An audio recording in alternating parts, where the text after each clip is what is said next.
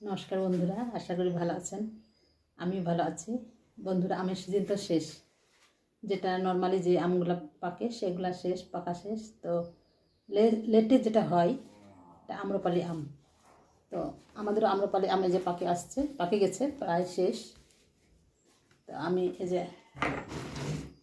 আমি খাচ্ছি আমগুলা, খুবই টেস্ট। আম্রপালি আম, অন্য আম ছিল, মিষ্টিভোগ আম ছিল, ওগুলা শেষ।